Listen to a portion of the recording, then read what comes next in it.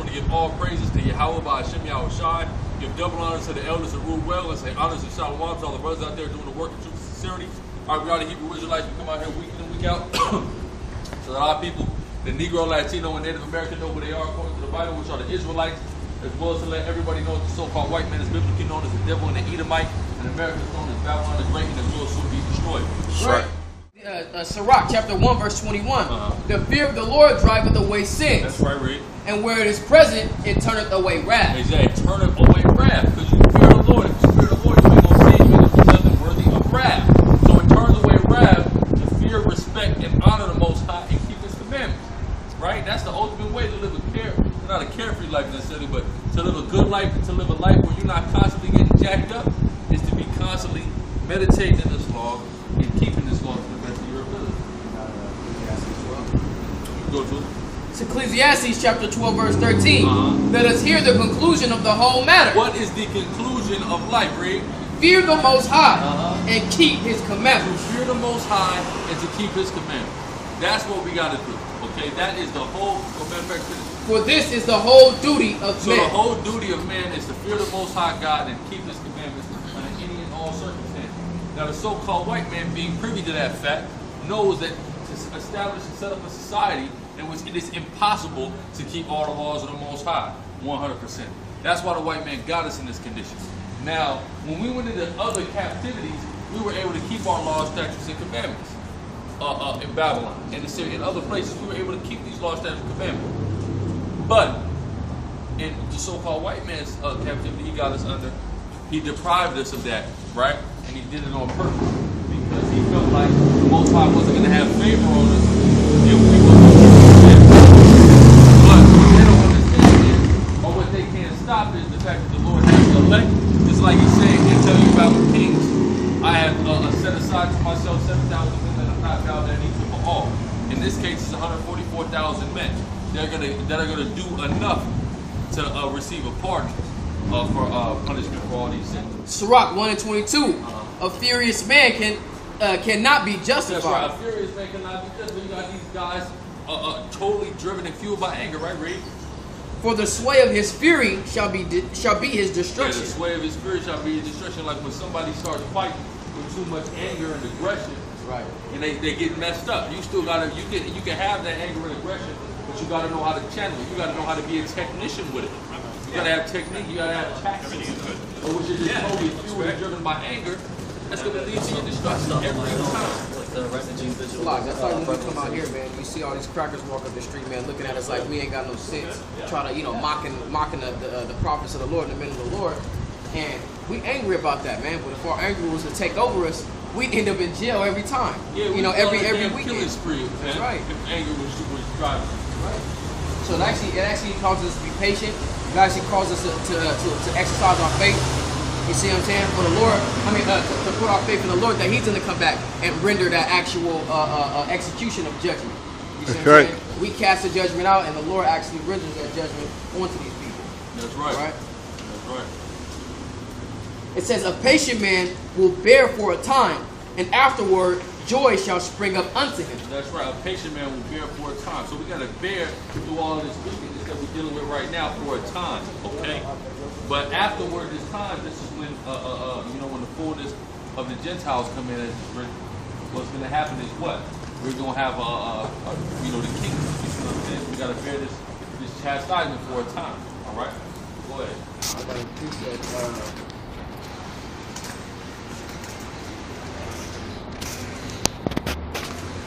real quick, I'm trying to look.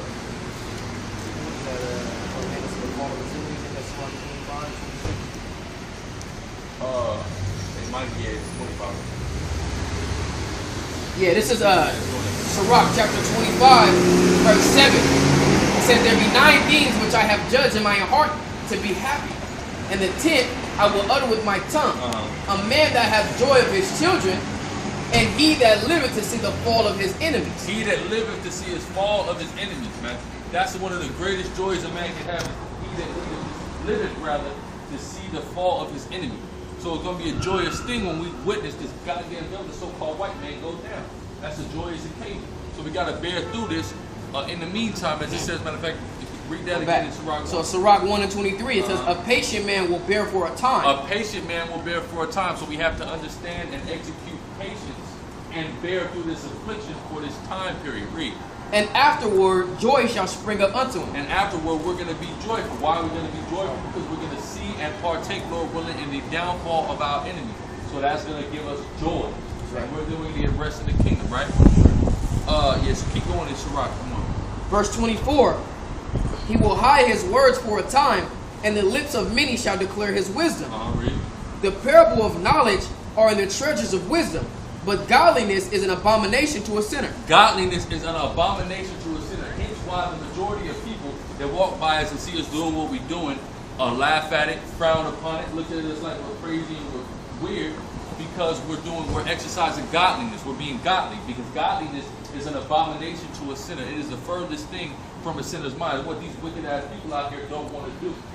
They look down upon doing the work of the Lord. They look down upon people keeping the law, statutes, and commandments of the Lord. That's why when you tell them you don't eat certain things because the Lord told you not to eat it, they look at you crazy and they ridicule you for it. Why? Because doing what's right is an abomination to the majority of these people. They just are totally hell-bent and consumed with doing nothing but wickedness all day long. Okay? So everything we do is contrary to what they do. We walking after the spirit, they're walking after the wicked flesh. So we're going to be contrary and we're going to be at war with these people. Always constantly. Right? Keep going, all right? If thou desire wisdom, keep the commandments. If thou desire wisdom, people want to be these wise dudes and have these, they want to get sought for counsel and say they got wisdom. Well, the Lord said if you want to be counted as wise, you keep the commandments of the Most High. That's the wisest thing you could ever do. See, in the law, when we actually got the commandments, the Lord tells us, look, this is going to be your wisdom in the sight of the people. That all the other nations that were round about Israel were going to say, Israel is wise. Why were they going to say we're wise? Because of our law structure, because of the way we had society structured based off of the 613 laws and commandments that the Lord gave us. That is our wisdom. This shows you that we're wise that we follow these laws, because these laws are evidently the most expedient set of laws on the planet Earth. No place, no society, no country, no kingdom has ever been governed more properly than the initial governing of the nation of Israel. Period. You can't show me. You can't show me a more expedient system, a more functional system than the one we had established in Israel. And we try to implement it as much as possible while we can, living in this society under Esau's goddamn whip. What you got? Go ahead. Deuteronomy chapter 4 verse 5. Behold, I have taught you statutes and judgments. So the Lord taught us statutes and judgments through Moses, right, Ray? Even as the Lord my power commanded me that ye should do so in the land whither ye go to possess it. Keep therefore and do them, for it is your wisdom and your understanding in the sight of the nation. Exactly. This was going to prove to everybody round about us that we was wise. That's why when Solomon hit the throne, all the people of the earth was coming to get game from Solomon. The Hamitic people, the people of the east, the people from the north, everybody wanted to come and get a dose of what Solomon was talking about. Because what did he do? He was keeping the commandments. See, and we just read in Ecclesiastes 12 and 13, which was written by Solomon, that what? The conclusion of the matter is to fear the Most High and keep His commandments. That was the conclusion of life. That was the conclusion of his lifelong observational science experiment that he was conducting. To fear the Most High and keep His commandments. That's what he did, and he was increased to the greatest form of wisdom on earth that we've ever seen, right? Go ahead. Which shall hear all these statutes and say, surely this great nation is a wise and understanding people. So that's what they said about it. They said this great nation is a wise and understanding people, because the way we govern ourselves based on the system that the Most High God gave us. And He gave us that system because we were His chosen people above all people on the planet Earth. So it only makes sense that He would give us the most impeccable and expedient system for a group of people. Right. And when they saw it, they bear witness to that. Hence why the Ishmaelites, right, which were the descendants of Abraham's first son Ishmael, which are now known as your modern day Arabs, who predominantly practice the religion of Islam, wanted to take so many of the principles out of this Bible and implement them into their religion, into their system, because we were all wise people. So they have to take elements of our system and implement it to theirs so they can look wise, or they can do something that's expedient. Ultimately, nothing holds a candle to the system that the Most High God gave Israel in this Bible. That's right. Period. And I challenge anybody to come and show me a system that even can hold a candle to it, man. You can't do it. But all the nations, man, they were astonished once they saw how we govern ourselves. All of them. And they're going to be astonished again, man, okay? But, where you at? Go ahead, keep reading. This is Sirach, chapter 1, verse 28. So I'm going to start back at 27. For the fear of the Lord is wisdom and instruction, and faith and meekness are his delight. That's right. Faith and meekness are his delight. So the Lord wants you to be humble, and the Lord wants you to be faithful, okay? He's looking for the meek. Meek people are not proud and puffed up. You got to be meek. You got to be humble. The Lord loves humility, and he also loves fidelity, which means faith. You got to have faith in the Most High God. Because guess what? There's not concrete evidence that everything that the Bible says is going to happen is going to happen.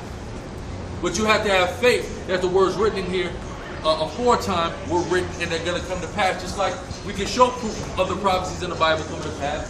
So based off of that, you should have enough faith in the fact that the other prophecies that have yet to come to pass are still going to happen. You got to have fidelity and you got to have humility. Go ahead. And really what that humility is, man, you have to humble yourself down and it's almost a combination of things. You have to humble yourself down and be faithful that the Lord is going to come and do the things that he said he was going to do. So we come out here all the time and we yell and scream and prophesy the downfall of this place. You know what I'm saying? And like I said, people look at us like we're weird. So we have to have faith that the Lord is going to do it, and we have to humble down and have patience to not just fucking go off and haul off and try to execute that judgment on this person that's denying the Lord, you know, knowing that they're going to get it in due time. Yeah, taking the matters into our own hands and whatnot. You know, that's how we're humbled down. Verse 28, distrust not the fear of the Lord when thou art poor, and come not unto him with a double heart. Yeah, don't come unto the Most High with a double heart, man. Okay, don't try to play a trick on the Most High or get over on the Most High. I was saying that's that when you try to bargain with the Lord. Okay. Oh, Lord, I swear if you get me through this, I will not do this no more. Motherfucker, if he don't get you through that, so what? So what? Basically like, oh well, Lord, you remember you didn't help me with that, so I'm gonna keep fucking with these bitches then, or I'm gonna keep on eating this pork. I'm gonna keep doing these things. It's like people who go to the Lord, man. people like who go Lord, to jail. Like you got something that the Lord wants. People who go to jail a lot. Yeah. These people, man, and we see it every day, man. We see it every day with the people who we know and is close to us, right? Because that's their mindset. They actually feel like they on a level with the Lord to where they have something to offer the Lord. You have nothing to offer the Lord. Zero. There's nothing you could do to give God. Hey God, I got you this new Rolex. Okay. What the hell I want with that, man? I do anything I want. So you have nothing to offer God. God has something to offer you. So you owe it to yourself to try to do what's right, so you can get them blessings, man. That's right. That's what it really comes down to. You owe yourself, right? And you owe the Most High as well. But the Most High don't owe you a damn thing, man. He's the reason you're here. And if he get tired of you, he'll take your life away, man. Just like that. It won't make no difference to you, man. Okay, and that's what that's the mindset people got to get out of. That them and the Most High is friends, and they have something to offer the Most High. You can't give the Most High nothing. Listen, let's say you got a special gift or a talent. The Lord can get rid of your ass and raise somebody else up and give them the exact same amount of level of talent or expertise that you had in that specific area, if not more. Right. And it'll be like you never existed. Right. You see what I'm saying? That's what people don't understand, man. The Most High, rather, does not need you. Okay, and you have zero to offer, all right? You need to get right for your own sake, man. At the end of the day, where you at? 28. Well, another thing that people do is they say, oh, well, they'll lift their head to the sky and say, well, God, if you're real, then do this. It's like, who the fuck are you? Yeah, what do I have to prove to you? Yeah. The Most High God don't have nothing to prove, man. He's God, dude. He does all this. What do you think all this come from? People say they don't believe in God, there's no God. Where the hell did all this come from? You mean to tell me that out of nothing, people just started building shit? You know, people just had an idea, look, I'm going to make a car. And the car's going to be fueled by gas. Where did a nigga get an idea like this? Where did the gas come from? How did anybody think to go, this is fossil fuels and stuff like that. How did people think to go drill holes and find oil and refine it? Who came up with this idea? You see what I'm saying? People get themselves far too much goddamn credit. But see, that goes back to the humility and the fidelity or the faithfulness.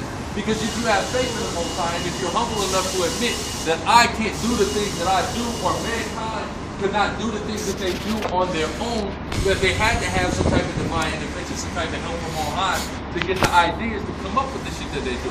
That's what I was just saying. Taking it upon yourself to do the things that that the Lord is supposed to do. What was that movie? Transcendence. They're trying to create consciousness, things like that. Those are the things that the Lord does, man. So if we out here prophesying the downfall of this place, and somebody comes up trying to gainsay what we're talking about, what we're speaking, it's up to the Lord to come and render that judgment on it. We can tell him what the Lord's going to do, but we can't take it upon ourselves and give ourselves that power or authority to do it, man. That's where the Lord can come back and do it, right? Nor do we give ourselves credit, right? That's why we always say, Lord is willing through the Spirit of the Lord, through the power of the Lord, right? Because He's the ones that gets it done. Wait, let me do one more. I didn't know. Verse 29, be not an hypocrite in the sight of men, and take good heed what thou speakest. Exactly. So watch the things that come out of your mouth. Take good heed to everything that you say, because people constantly contradict themselves, and people constantly show themselves to be hypocrites with the words that they say.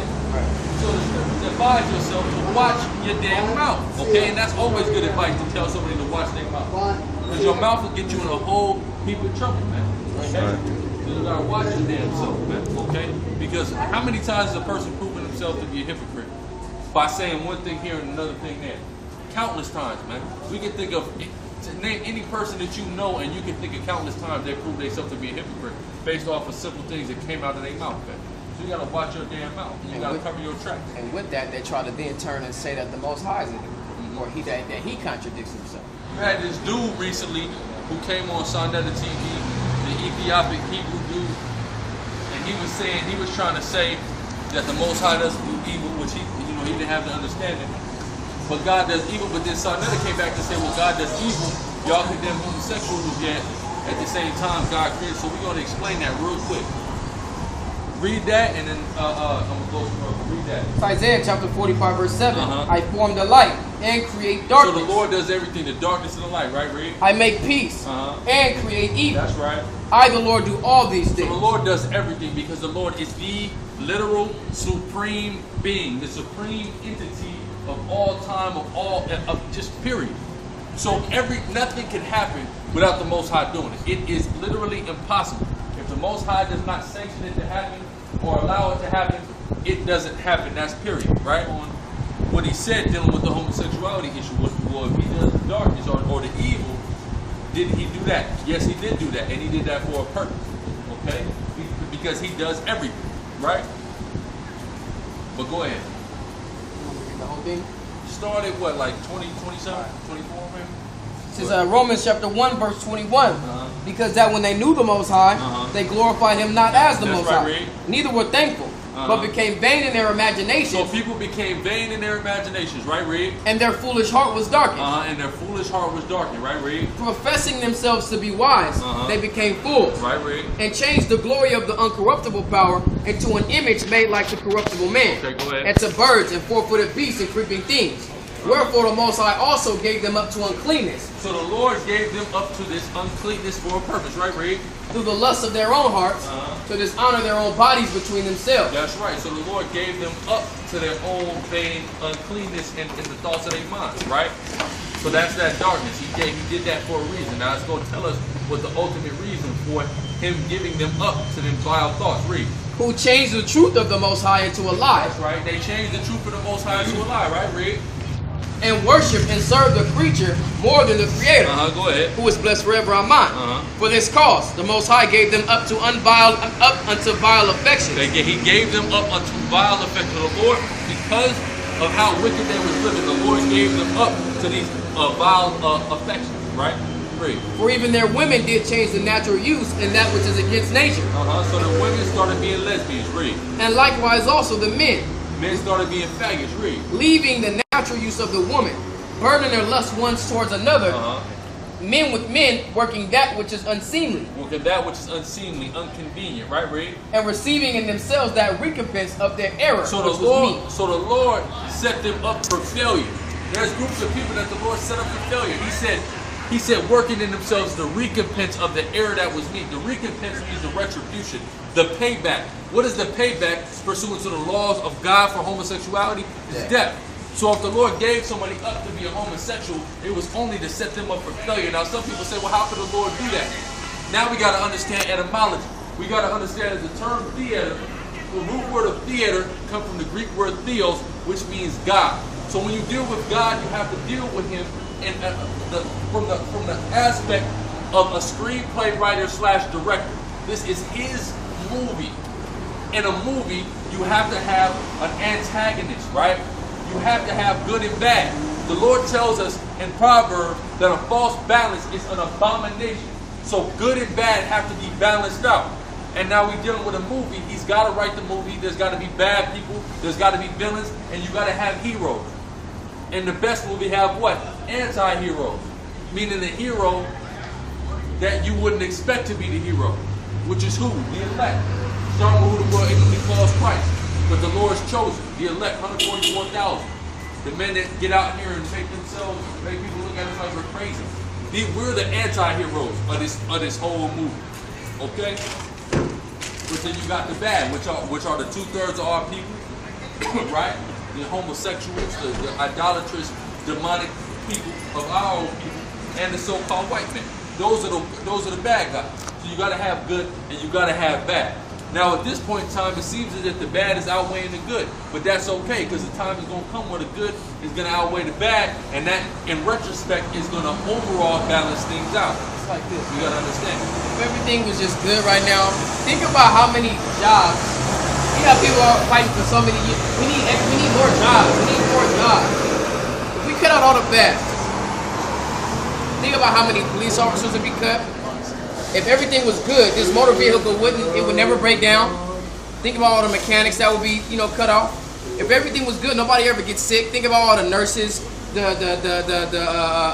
nurses assistants or whatever, or doctors. Those will all be cut out.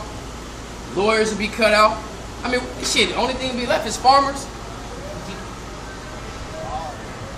It has to be a balance of things, man. Because one thing, leads and gives room for others. You see what I'm saying? On both sides. Okay? Domino effect. Yeah, exactly. The domino effect. So the balance of things is essential. All right? You need that. It's a necessity. Okay? Rock chapter 1 verse 30 says, "Exalt not thyself, lest thou fall, and bring dishonor upon thy soul." Yeah, exactly. Exalt not thyself. Now, if you exalt yourself, what are you exhibiting? Pride. Don't be proud, man. Do not be out here prideful, puffed up, trying to pretend yourself to be somebody, man. Perfect yourself rather than be somebody. Go ahead.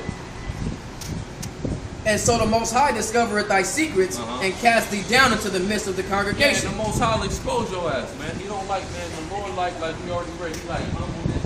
He like meekness. That's what the Lord is looking for. Somebody who's humble and meek, not somebody who's proud and puffed up. Go ahead. Because thou camest not in truth to the fear of the Lord, but thy heart is full of deceit. You got a question? I love the pictures. You love the pictures? Yeah. What do you like about the pictures? They tell the story. Oh, that's true. Yeah, it's good. Have a nice day. All right. Go ahead. Very nice. I like that. I like you fellas. You're good. Keep going into chapter 2. Sirach chapter 2 verse 1, "My son, if thou come to serve the Lord, prepare thy soul for temptation." But at the same time, we got to remember, if we coming to serve the Lord and we coming to keep the commandments, right? But keeping the commandments, especially living in this wicked, damn society, is not easy. So the Lord is warning us right now to saying what? If you're trying to prepare yourself to serve the Most High, you got to prepare for that temptation, because temptation is surely going to come in this damn place, because it's the easy thing to do the wicked. To be wicked, to break the laws of the Most High, is the easiest thing you can do in this society. Because the majority of people in this society, general lives consist of breaking the law, statutes, commandments of the Most High several times throughout the day. So the Lord is telling us, man, we got to get ready to deal with that salvation on all levels, in all aspects, really. Set thy heart aright and constantly endure. Set thy heart aright, man, meaning upright. Stand righteous. How do we define righteousness? By going into the laws, statute, commandments of the Heavenly Father and seeing what's right and wrong. And what is right is righteous. Okay, right is the the key word of right. So what the Lord tells us is right is what's righteous. So set your heart aright. So what the Lord defines as right. Okay. It says and constantly endure. And constantly endure, because you gotta endure shit out here, man. We gotta go to work. We gotta pay damn bills. We gotta deal with these wicked ass women. We gotta deal with untrustworthy, snake ass family members and friends. We gotta deal with all of that, right? So the Lord is saying we gotta endure though. You gotta endure like a good soldier. Like the scriptures say, endure hardness as a good soldier. Because a soldier, when you're out there on that battlefield, man, you might be in the trench for damn 2 days, you know? Everybody, you can smell everybody pissing in the damn hole over here. You can't eat. All kind of crazy stuff happen when you at battle. But you got to endure that because you fight, you're at battle. And this is the same thing we're dealing with here. We are battling, man. We're at war out. So we got to have that same mindset and mentality like a soldier, like one of them damn Vietnam vets, man.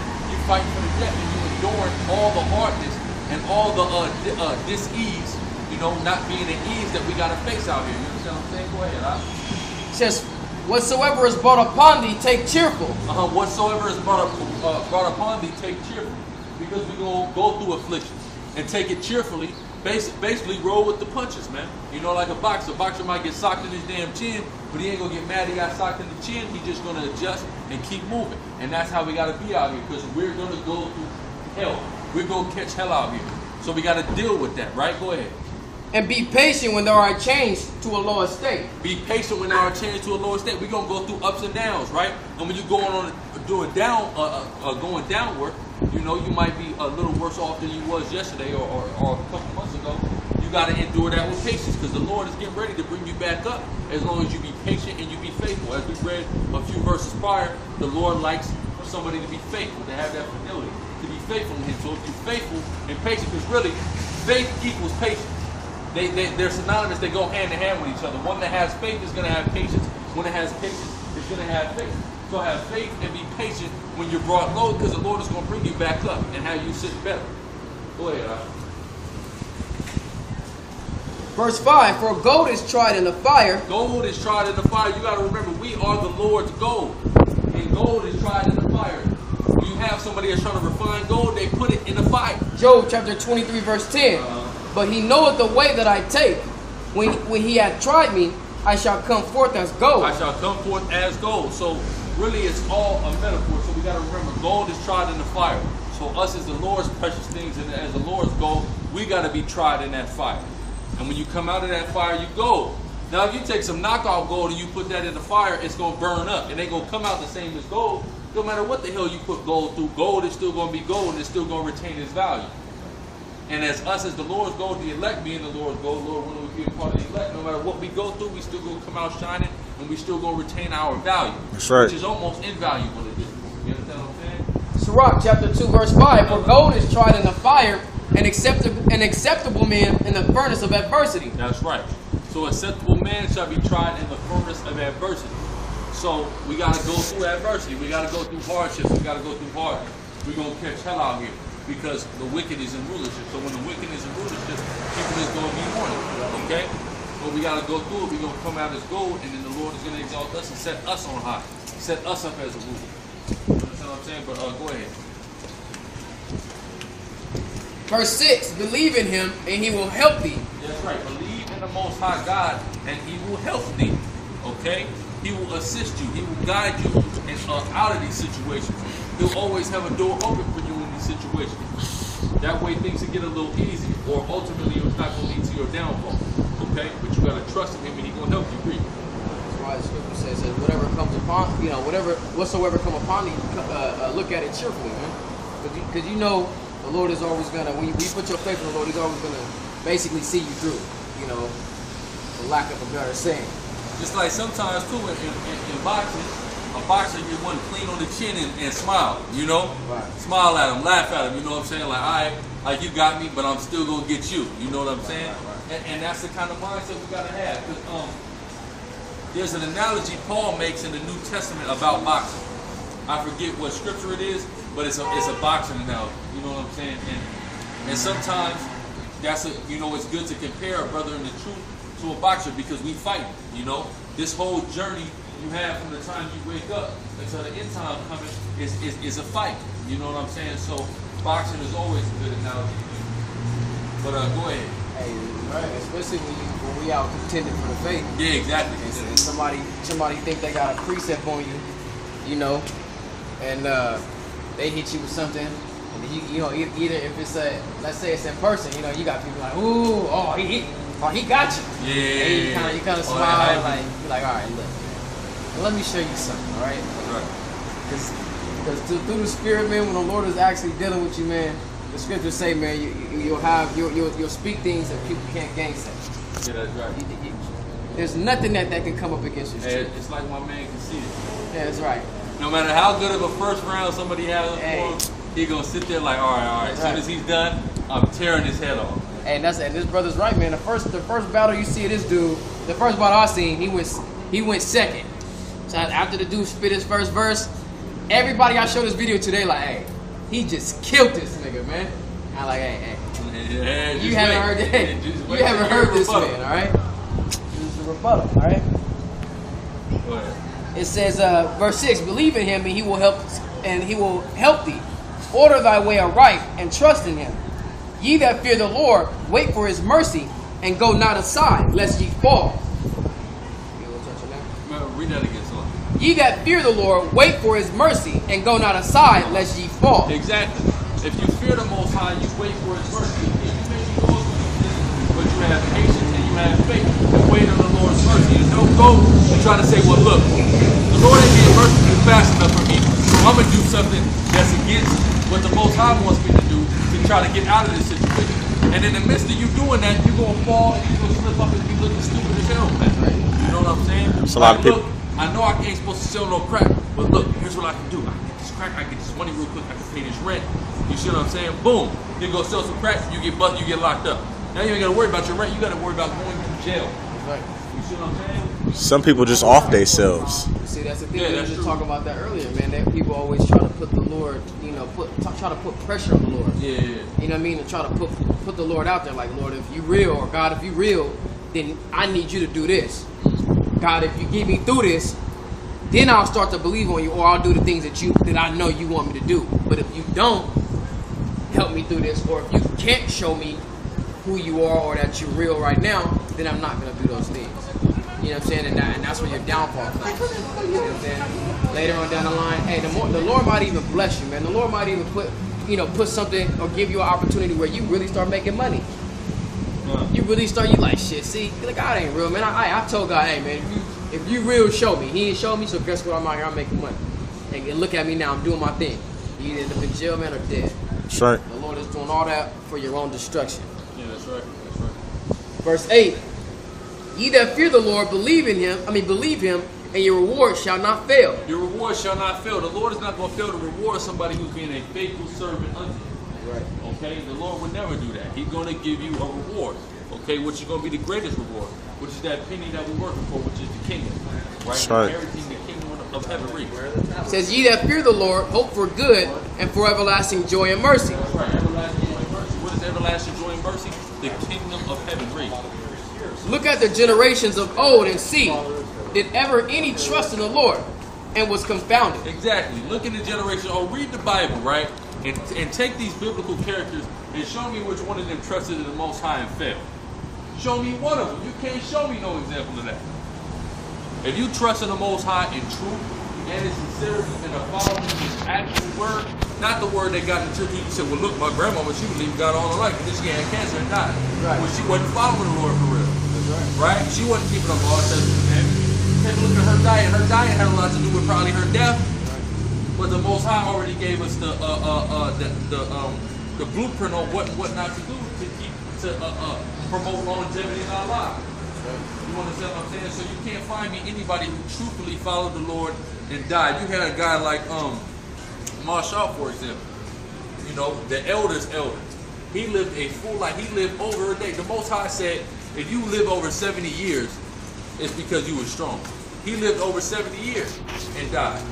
You see what I'm saying? He was trusting in the Lord that whole time. So the Lord gave him a long life. You understand what I'm saying? So that's a modern day example in retrospect to the ancient examples that we can read of in the scriptures about the way the Lord will deal with you and assist you if you trust Him. I mean, but even then, stuff like that can be tricky too, man. 'Cause my grandma tells me that all the time about her mother. My mother ate pork all days of her life, and she lived to be 103. I don't give a damn. Huh. You got people who can smoke until they're 100 years old, Right. because it becomes like they have to have it now. Like if they stop smoking, they'll die. Does that mean smoking is good for you? No. That's just like with my cousin. He smoked cigarettes. Can't stop. Been smoking cigarettes since he was 10 years old. Can I stop? You know Lamar. Can't stop. If he stopped doing it, something might happen to him. Might start because it's breathing to him now. But is that good? No. But it comes a time where sometimes your body can be prolonged if you've got it so accustomed to cancerous or toxic things. You see what I'm saying? That can happen. But it's not good. Your body is, is going through hell. It's hanging on through a thread the whole time. And you're going to have a laundry list of other problems. Sirach 2:9. Ye that fear the Lord, hope for good and for everlasting joy and mercy. That's right. Hope for good and for everlasting joy and mercy. It says, look at the generations of old and see did ever any trust in the Lord and was confounded. That's right. Nobody get confounded when they truly and sincerely trust in Yahweh. Or did any abide in his fear and was forsaken? Or whom did he ever despise that called upon him? Exactly. The Lord don't despise you if you're calling upon him and you serving him right. With a broken and contrite spirit, with all that, man. That's what the Lord is looking for. He's looking for you to be meek. He's looking for you to have faith. All right? Go ahead, Al. Verse 11, for the Lord is full of compassion and mercy, long-suffering, and very pitiful. That's right. He's very pitiful. The Lord will have pity on you if he see you in a lower state, but you truly trying to turn from grief. And forgiveth sins, and saveth in time of affliction. That's right. He forgiveth sins, right? He forgive you for the things that you do, and he saved you out of trouble, out of times of affliction. We all get a test of a time of affliction, but we were saved out of because we had our hope and our trust in Yahweh Shemi Shai. Go ahead. Like going back to Shadrach, Meshach, and Abednego.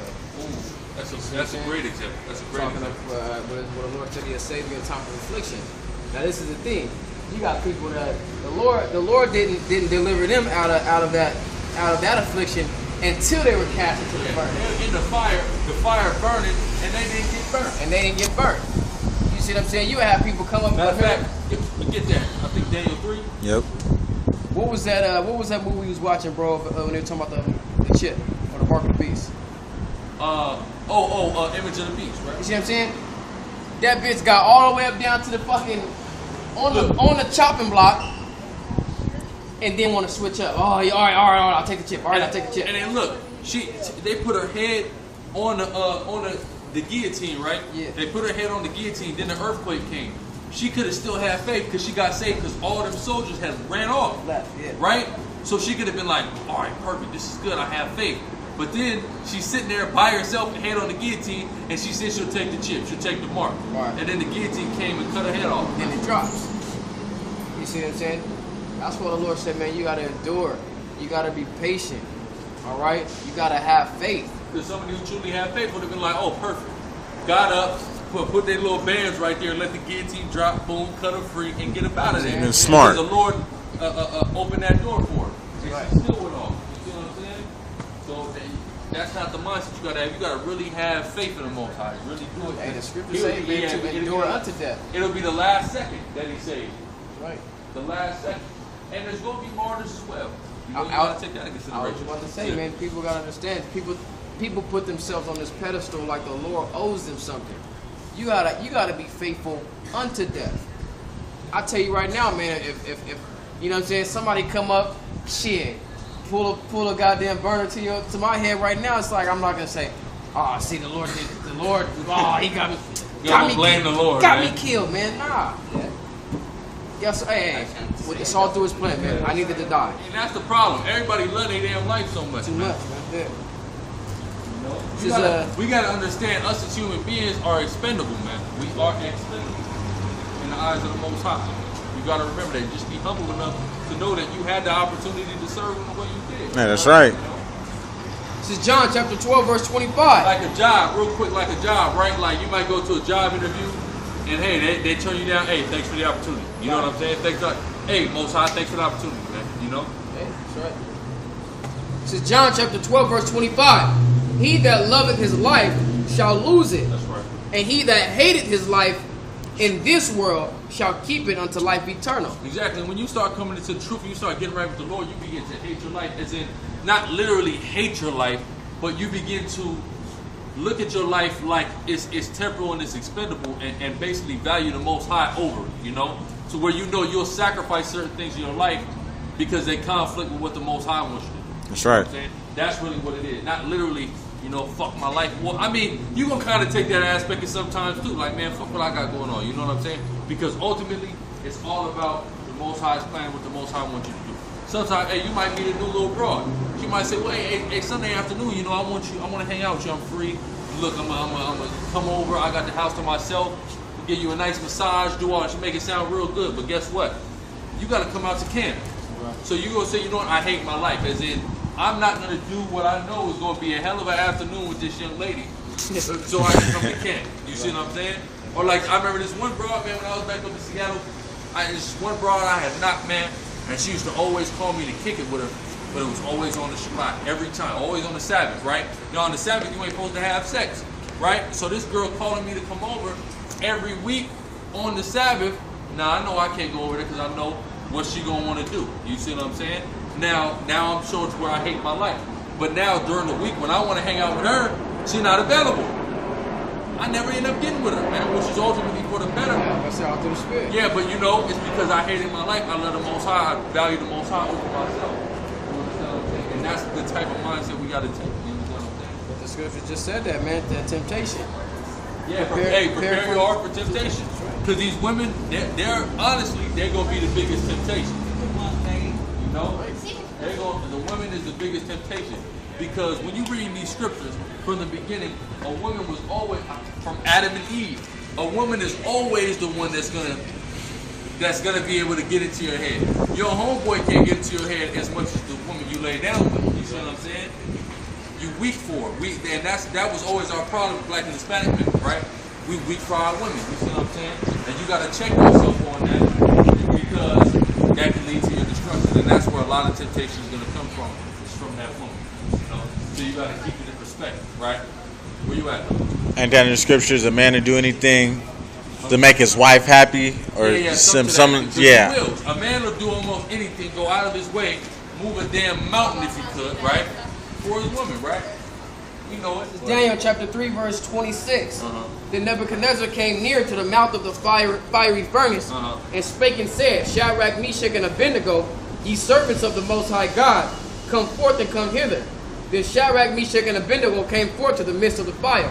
And the princes, governors, and captains of the king's counselors, being gathered together, saw these men upon whose bodies the fire had no power. Exactly. So Nebuchadnezzar cast these 3 men into the fire, and the fire was raging, but nothing was happening to these people. The fire had no power over these people. But have you ever seen that? You know you damn well you go stick your hand on a candle, it's gonna burn up. So how is this possible, really?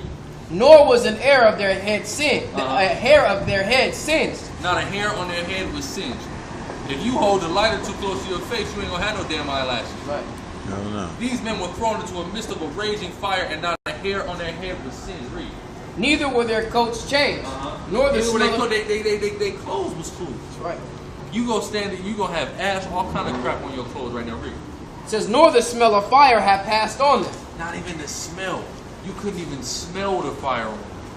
You know, just like when the fires was raging out here a couple weeks ago, if you were close enough to them fires, your clothes smelled like fire. They smelled like smoke. These guys were in the midst of a fire, and their clothes didn't even smell. Go ahead. Verse 28, Then Nebuchadnezzar spake and said, Blessed be the power of Shadrach, Meshach, and Abednego, who has set his angels and delivered his servants that trusted in him. Exactly. Blessed be the power or the God of Shadrach, Meshach, and Abednego. Because the Most High God of Israel, Yahweh, the Most High, in the name of his son Yahweh, had protected these men. Because the whole reason why he cast them into the fire is because they didn't want to bow down to him and recognize him as a God.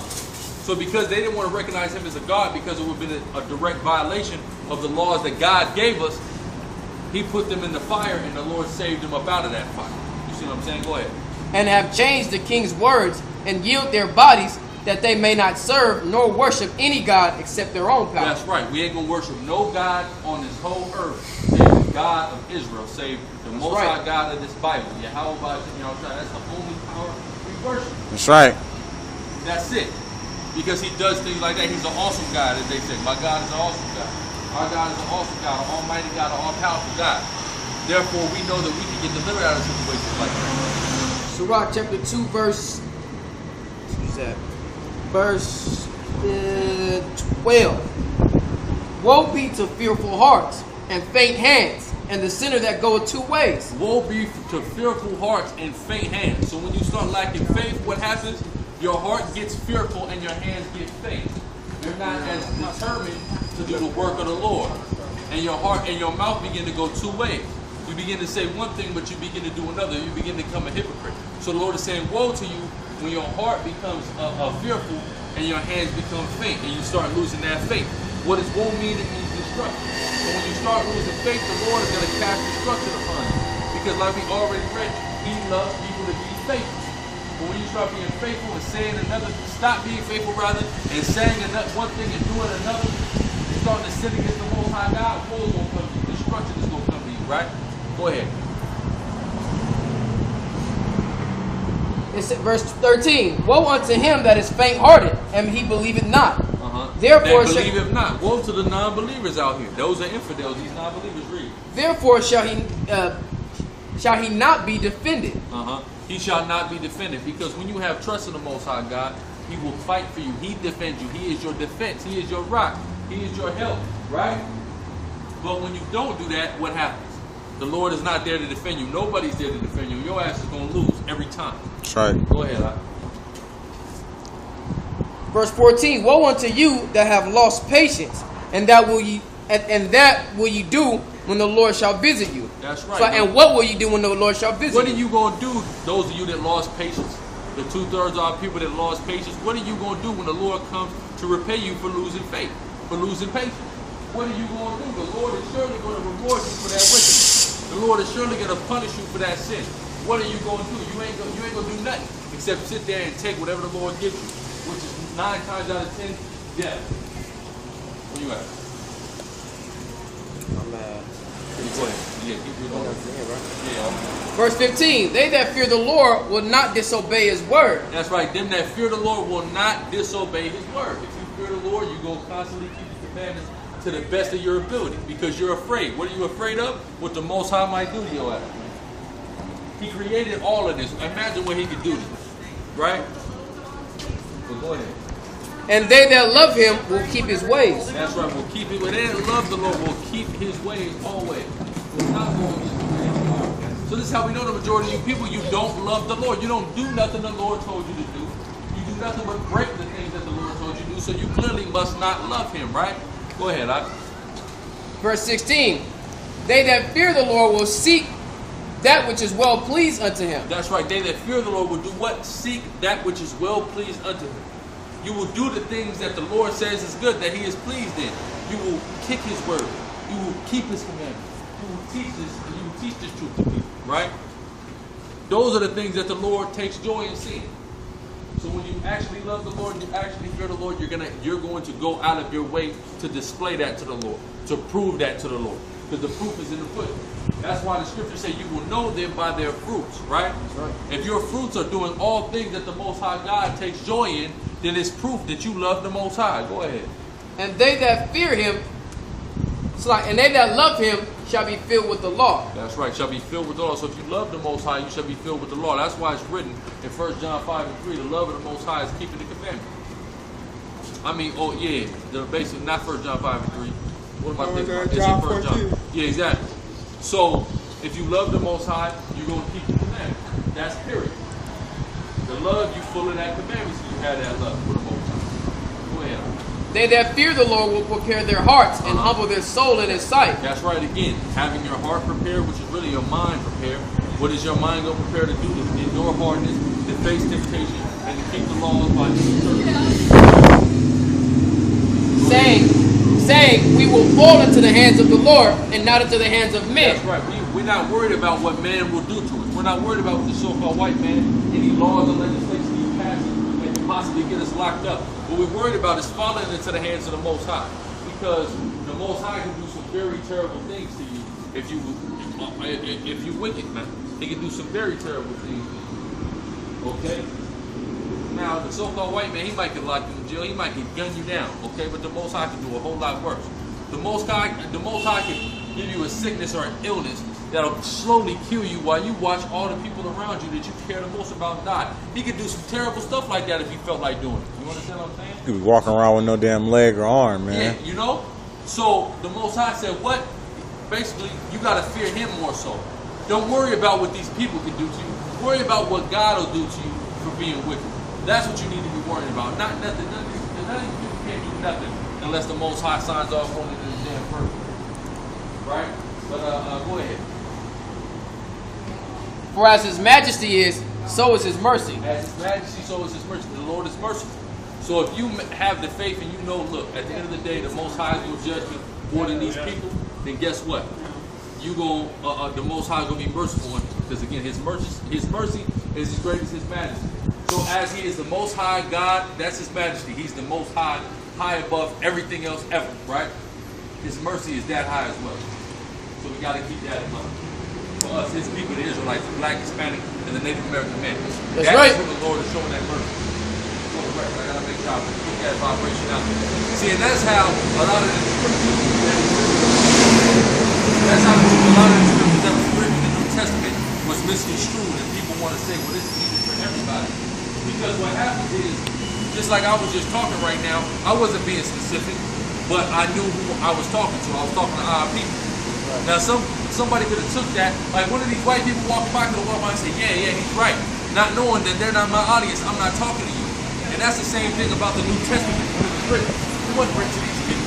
But these people think, oh, this means everybody. No, it doesn't mean everybody. This means the people who he was talking to his audience, which are the Israelites. That's the only people that these scriptures apply to. Okay? Apply to us. It's our book. Our forefathers wrote it to us. We now is taking the words that our forefathers wrote and reintroducing it back to our people. It ain't for everybody else. Okay? And that's point blank period. You can't make it for everybody else. It just don't work right. Okay? It's for Israel. And Israel alone. Okay? You gotta remember those things. Proverbs chapter 1, verse 20. Wisdom crieth without. Wisdom crieth without, right? Wisdom is gonna cry without. Right, Red? And she uttereth her voice in the streets. Right, so wisdom uttereth her voice in the streets. So when you see us out here uttering our voice in the street, we're using the wisdom of the Lord and uttering it in the streets and blasting it out to our people. Read. Verse 21, she crieth in the chief place of concourse. In the chief place of concourse. We downtown San Diego. This is the chief place of concourse for this city, right, Reed? In the openings of the gates. In the openings of the gates, man, where the people is at, Reed. In the city she uttereth her words, saying, how long, ye simple ones, will ye love simplicity? So we uttering to our people, and we saying, how long will ye simple ones love simplicity? How long do y'all want to keep being ignorant and in the dark of who you are and what's going on in the world? This is what we out here to do. We out here exercising the wisdom of the Most High God. Read. And the scorners delight in their scorning. That's right, the scorners delight in their scorning. When these people walk by talking shit and laughing, they're delighting in that. That's a scorner delighting in their scorning. When you see our people living a simple ass lives, going to do whatever the hell it was they finna do, guess what that is? That is the simple, loving simplicity. Read. And fools hate knowledge. And fools hate knowledge.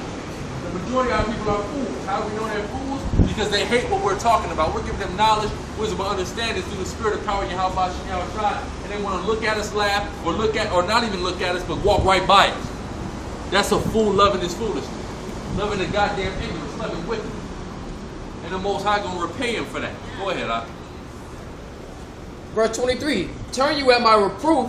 Behold, I will pour out my spirit unto you. Turn you at my reproof, meaning turn away from the wickedness that you're doing when I reprove you. And the Lord will pour out his spirit upon you, right, Rig? I will make known my words unto you. That's right. The Lord will make known his words unto you. That's why he set up preachers and prophets and things of that nature to decipher and break down these scriptures to people. So his words will be known unto the people. Read. Unto his people, the Israelites. Read. Verse 24, because I have called and ye refused. That's right. I have called and you refused. People say, well, how does the Most High call? I didn't get no call on my phone and the God popped up on the caller ID. Right? That didn't happen. The Lord has called you when he has us out here preaching His word. That's the Lord calling you. See, that's like that old saying. People say, well, look, I was drowning. I said, no way, God's going to come get me. A helicopter came, a boat came, this came, that came. Talking about, oh, nah, y'all can go ahead. I'm waiting for the Most High to come get me. God ain't going to come down off His throne and come get your ass. God ain't going to pick up His cell phone and hit you on the hip. The Most High God has set up certain men or certain other avenues to where you can hear His word and get this truth and wake up to it. That's how God is calling you. So God is calling you through them crazy looking dudes standing on 50th Broadway with them damn garments on. That's how the Most High God is calling you right now. Read.